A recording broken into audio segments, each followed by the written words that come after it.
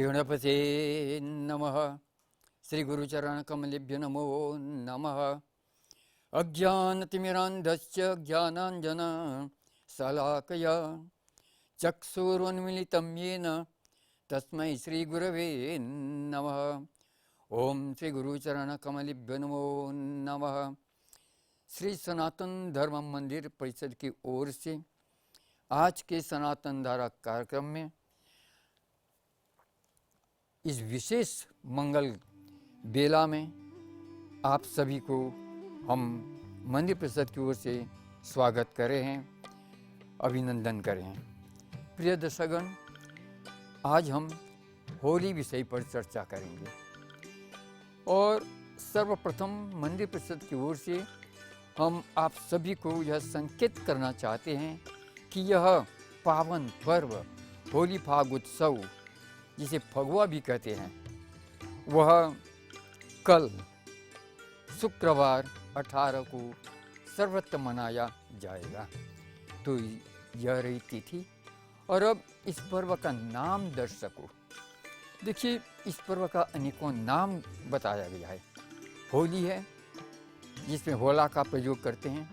फागुत्सव भी कहते हैं, कारण कि यहाँ पर प्रचलित नाम था फगुआ। फिर वसंत त्यौहार और वसंत उत्सव, कारण कि वसंत ऋतु का आगमन का संदेश देता है और इस महीने में भी यह पर्व पड़ता है।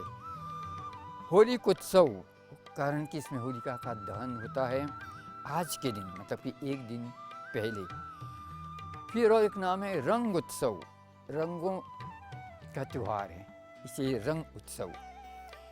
और एक नाम है रति काम महोत्सव, रति और काम दोनों को साथ रख करके उनके उत्सव मनाते हैं। और काम दहन पर्व, याद रहे, इसी दिन अर्थात होली से एक दिन पहले, आज का दिन चतुर्दशी के दिन भगवान शंकर काम का दहन, कामदेव का दहन किया था। और अंतिम में तृतीय नेत्र जागरण दिवस दर्शकों, कारण कि भगवान शंकर इसी दिन को, होलिका दहन के दिन चतुर्दशी तिथि में, अपने तीसरे नेत्र को पहली बार के लिए खोले थे। तो ये रहा पर्व का नाम।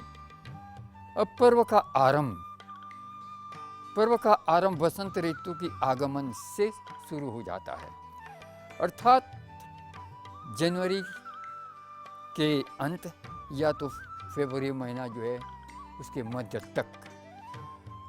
दूसरा कारण है वसंत।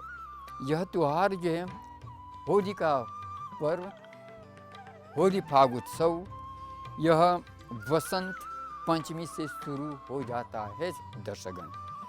वसंत पंचमी से, जिस दिन हम बागेश्वरी जयंती अर्थात सरस्वती पूजा करते हैं, सरस्वती जयंती मनाते हैं, उसी दिन से 40 दिन लगातार भजन संकीर्तन, होली गीत गान आदि सत्संग, तब 40वां दिन में जाकर होली पर्व आ जाता है।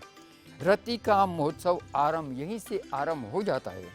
40 दिन लगातार मंदिरों में, बैठकों में, घरों में सत्संग, होली गीत गान, चौताल, धमार आदि आदि होली के गीत बैठ करके सामूहिक रूप से गान करते हैं, भजन संकीर्तन करते हैं।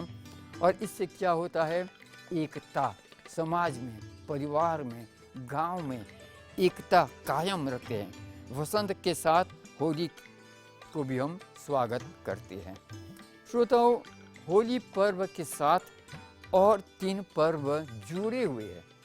हाँ, 3 पर्व। वह है वसंत पंचमी, इसी दिन से होली को स्वागत करते हैं पर्व का।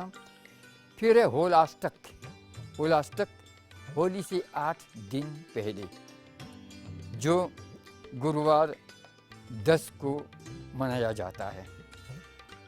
तब तीसरा है होलिका दहन।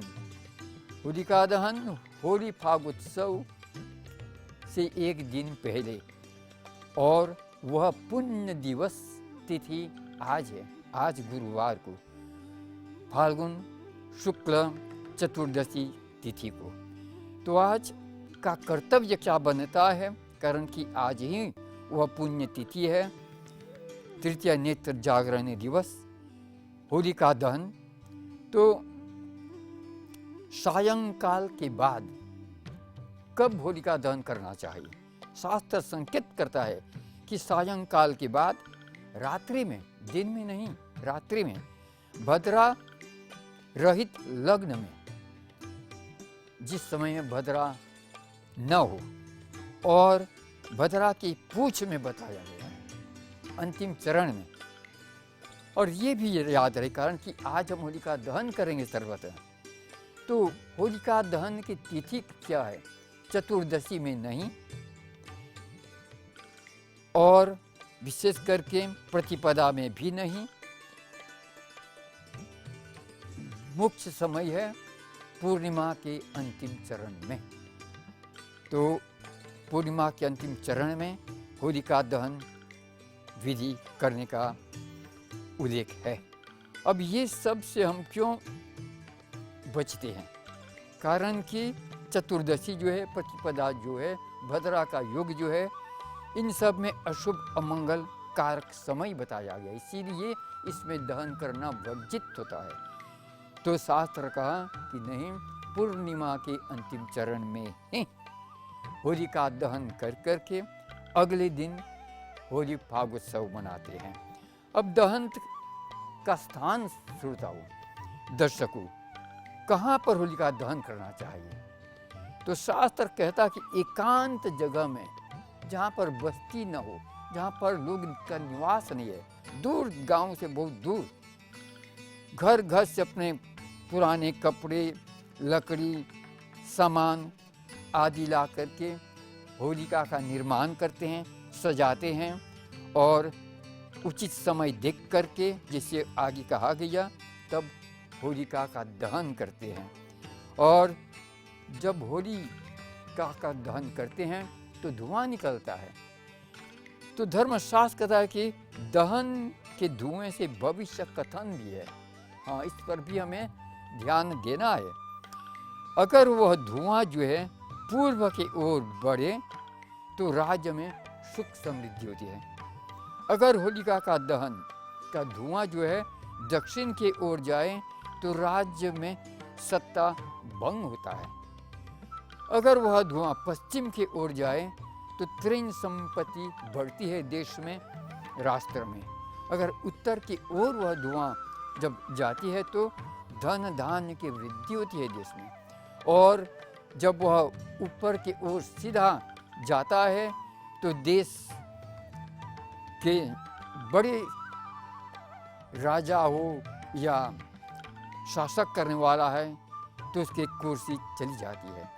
तो अंत में भस्म धारण आदि करके होली फागोत्सव को स्वागत करते हैं, होली मनाते हैं।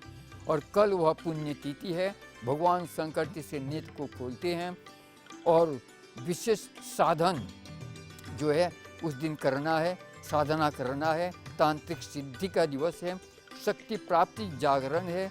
दहन के बाद